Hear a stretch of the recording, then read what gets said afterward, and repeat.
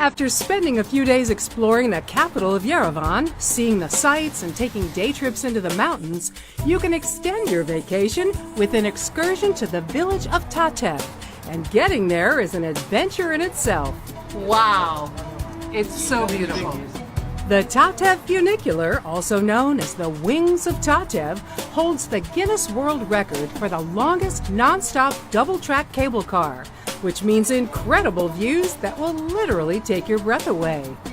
Oh, we are so high!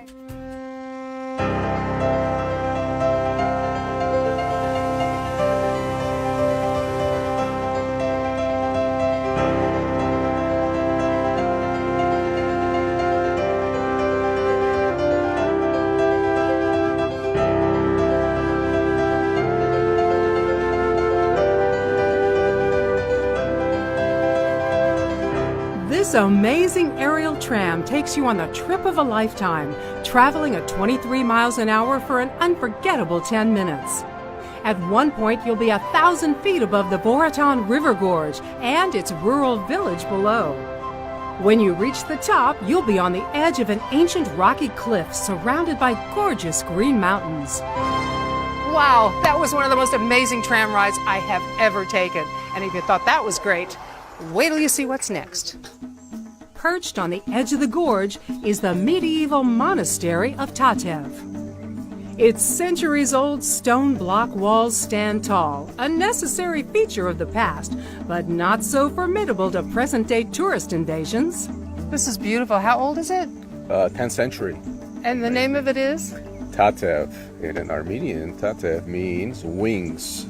Get me up to God with my wings. And how'd they find that name? Because we're up on the mountain? Yeah, no, I guess. No, the real story is that when they were constructing this church, a worker fell down into the canyon. And then he prayed to God. He said, God, give me wings so I can get up. And legend says he came up with wings, so it's Tatev. Tatev. Remarkably, the monastery has been standing for more than 1,000 years, surviving invasions, attacks, and earthquakes. Not simply a monastery, this was also the biggest and most advanced university in Armenia during medieval times.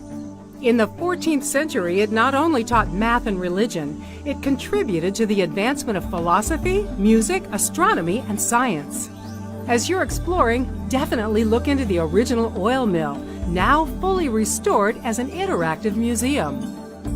So, Laura, what's this place about? I actually know. This is an oil mill.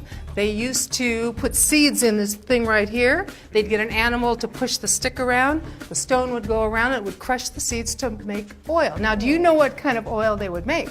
Tell us. I have no idea. Sesame, linseed, and hemp. And what did they use the oil for? For hummus? No, not for suntan lotion either. It was for food, for candles, and then when the enemies came, they would boil it and pour it over the wall. Oh, just like the movies. Exactly. The oil mill was built outside the wall of the monastery so that private clients could use it without interrupting the serenity of life in the monastery.